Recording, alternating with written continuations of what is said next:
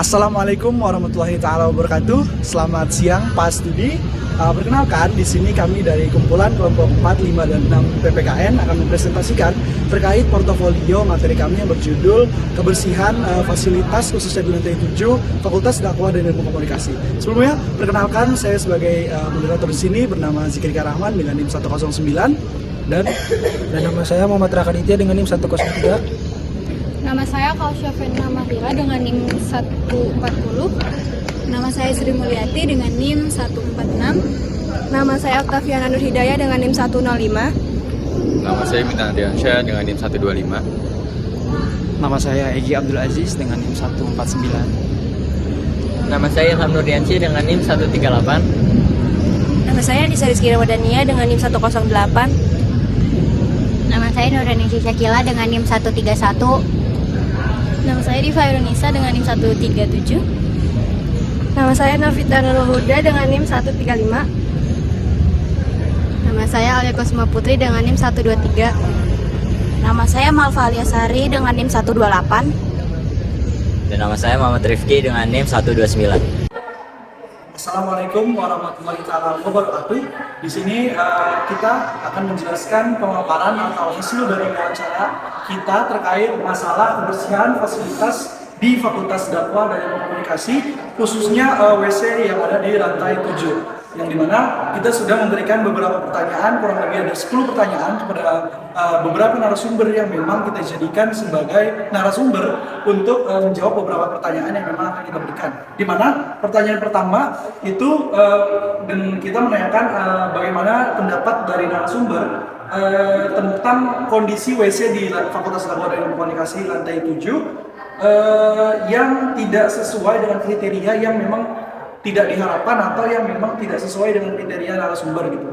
Dan dimana yang jawaban dari beberapa narasumber yang kita rangkum adalah kendala utama di bagian di WC lantai 7 itu adalah di bagian sistem air, yang mana sistem air yang ada di WC lantai 7 itu terkadang mati sehingga membuat mahasiswa-mahasiswi yang ingin menggunakan WC tersebut atau toilet tiba-tiba itu mereka harus turun ke lantai bawah selain lantai 7.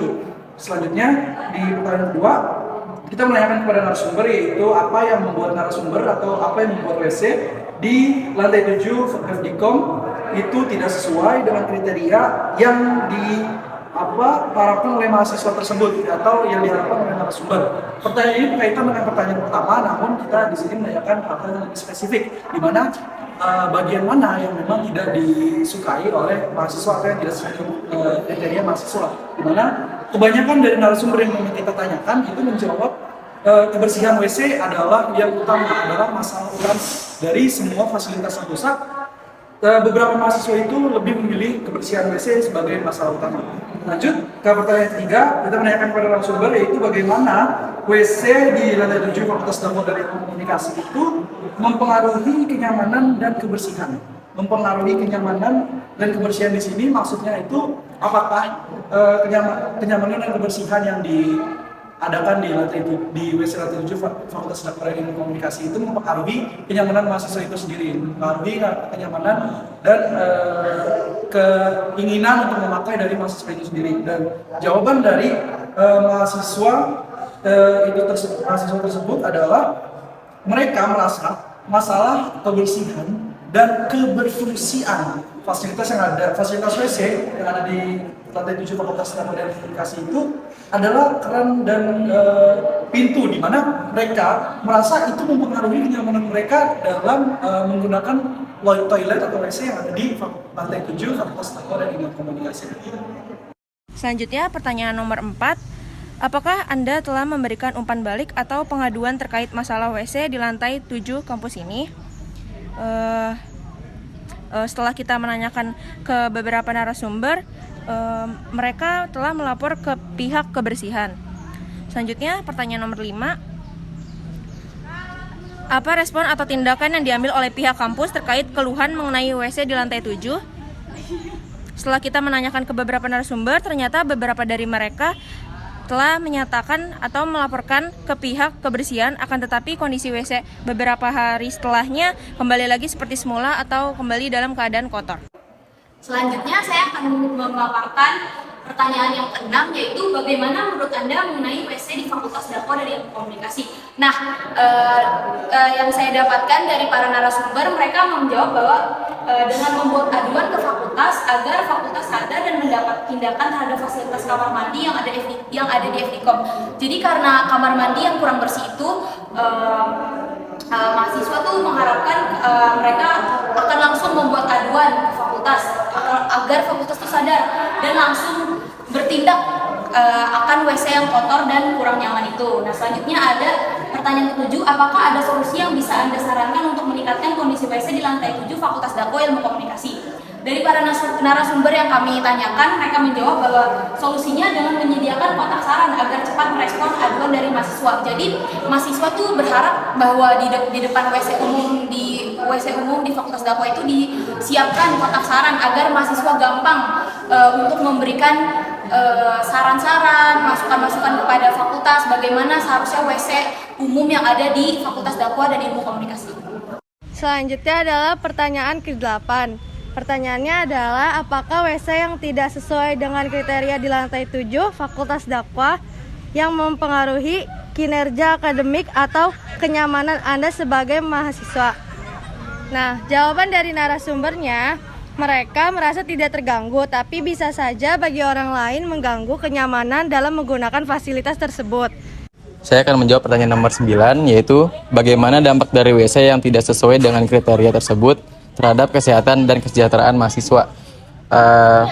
Di sini narasumber menjawab, dampak WC di Fakultas Dakwah sangat berpengaruh karena di WC lantai 7 tidak menyediakan sabun, sehingga tidak akan berguna untuk membersihkan tangan.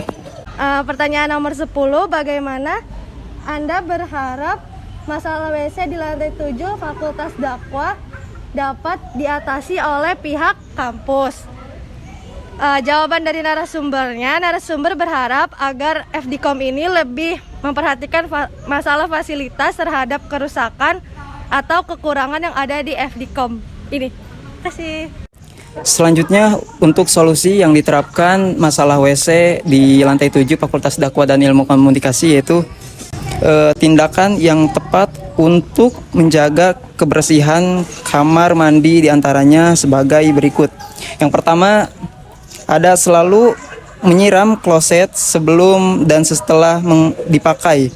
Selanjutnya, selalu menjaga kebersihan kamar mandi seperti tidak membuang sampah di kamar mandi.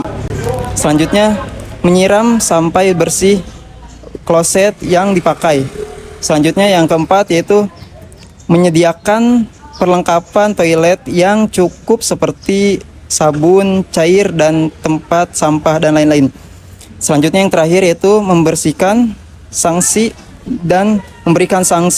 dan konsekuensi bagi yang melanggar aturannya. Kebijakan kampus bab 3 hak dan kewajiban pasal 4. 1. Mahasiswa universitas mempunyai hak. B. Menggunakan fasilitas yang tersedia secara bertanggung jawab. Bab 4. Bentuk pelanggaran pasal 5. 5. Melakukan perbuatan yang mengganggu ketertiban, kebersihan, keamanan, dan kenyamanan kampus sesuai peraturan universitas. Selanjutnya ada contoh aksi. Contoh aksinya yaitu dengan membuat laporan kepada pihak kebersihan Fakultas Dakwah dan Ilmu Komunikasi agar segera diberi tindakan selanjutnya. Agar mahasiswa juga dapat menggunakan toilet dengan nyaman dan dengan tenang. Kesimpulan dari permasalahan ini adalah kebersihan merupakan hal yang sangat penting bagi kesehatan dan juga kesejahteraan manusia. Oleh karena itu, kita harus menjaga kebersihan untuk kenyamanan bagi kita sendiri dan juga untuk orang lain yang ada di sekitar kita.